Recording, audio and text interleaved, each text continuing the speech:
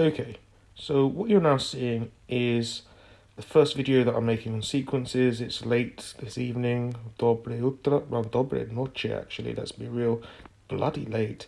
So it's good morning for you though, that's what all that Russian meant. Anyways, let's stop talking about Russian, let's talk about arithmetic sequences. Arithmetic sequences are sequences where you add or take away the same amount each time. And there are three formulas. You'll notice I only gave you two in the lesson, mainly because I was doing it at about 400 miles an hour, because we've run out of time. And there are the three formulas given there. First of all, UN is the nth term formula, the one you're familiar with from GCSE, slightly changed from what you're used to. You probably just used a method of working out what the nth term is, but here's a formula you can use for all of them. Then you've got two SN terms. Both SN terms, obviously they're both the same thing, are basically the sum of the terms up to that point. So an S10 would be the sum of the first 10 terms. The only thing I really want to draw your attention to is that last one, the one that goes Sn a half A plus Ln. That's not one that we covered, but it does work. As long as you've got the first and last term and the number of terms, you're okay. I mean, it's very, very situational. The one you use depends on the information that you have. So you happen to have a last term, use that one. Now, this video is going to have two more sections directly after this. The first section will be an example from your pack. So if you get your pack out, and I will tell you which question. And then finally, I'm going to prove the middle formula, and that's something you need to be able to do. So let's have a go for a jump cut. Bloody hell, technology, eh? Okay, so the one I've decided to go with here is question 13, exercise 3B in the Pure 2 pack. Now, the Pure 2 pack is obviously just the pack I gave you in class. And what we're looking at is a question that goes A, B, C, D. I mean, if you haven't got it to hand, just pause the video. I mean, you shouldn't be told to do that, but you guys are a bit dopey sometimes. Anyways, first question just asks you to run a straight A plus n minus 1d, and you do that, and you get your nth term, and it's 5n plus 1. I mean, you could have done that when you came in from GCSE. I know you'd be fine with that. Part B asks you to find the sum of the first 10 terms. So I've chosen to use the formula that goes n over 2, 2a plus n minus 1d. And you can see that I've just done that, plugged in numbers, got the answer. The reason why I didn't use the other one is I don't have the last term. I don't know what. For me to be able to use the A plus L one, I'd have to know what U10 is. And I don't. I could probably work it out, but not going to. Part C was the most interesting one out of the four questions. And Part C was one where it says, well, look, can you find out if you have this 1029 matches or whatever the hell it was this question was talking about, how many of these silly little pentagons can you actually make? And what I did was, well, I went, okay, look, if you've got enough to build K, but you don't have enough to put K plus 1, let me put K into that 2a plus n minus 1d formula and see what comes out.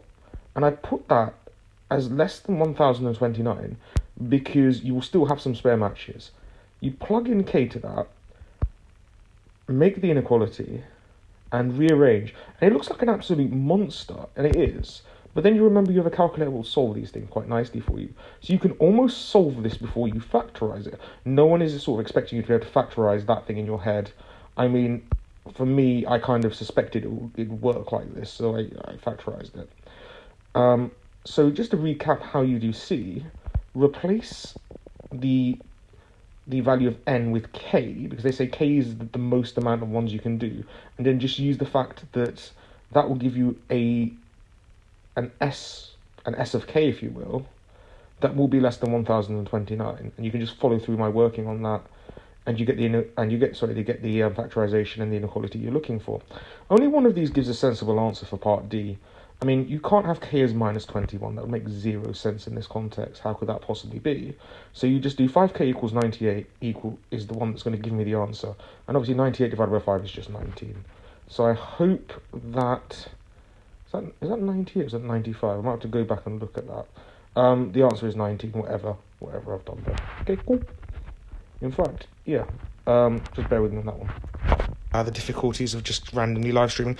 Yeah, the answer why it's 19 is obviously 5k equals 98 will give you 19 and a bit, but you can't have 19 and a bit of a pentagon, so you round down to 19. It just took a few seconds for my luck. This is what I mean about when you get scared when you're doing a video, and it does affect me a little bit. So that's your answer. The reason we will use the right bracket, 5k minus 98 gives you 19 and a bit. We round down to 19 because you want to know how many you could actually make. Right, so part 3 will be the proof of the SN formula. See you in a second. Okay, we're now going to conclude the video with the proof of the SN formula.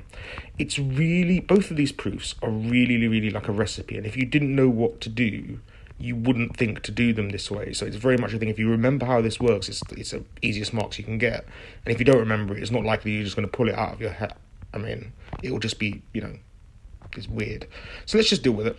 S of n just means the sum of all the terms, yeah? So your first term will be A, because we start, that is literally the definition of the first term. Your second term will be A plus D, because you're adding your difference, and so on and so forth. A plus 2D, A plus 3D, all the way to A plus n minus 1D, which, if you remember correctly, is your nth term formula. Imagine you took that same formula and wrote it the other way around. You start with the biggest term, A plus n minus 1D, A plus n minus 2D, go all the way back down to A. And I know I did say biggest term, I mean, it can be negative, but you get what I mean.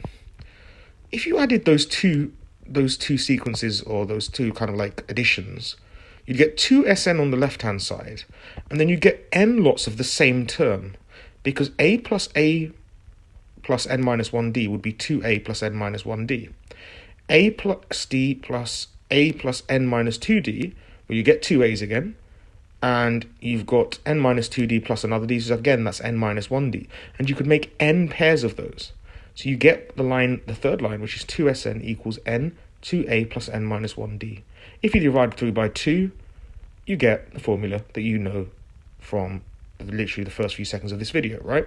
So, as I said, it's a weird one. Just remember that you write it out as like a kind of addition, write it out backwards, do matching pairs. So match the first with the last, the second with the second last. Add them together, divide through by 2, and that's your lot. Bye.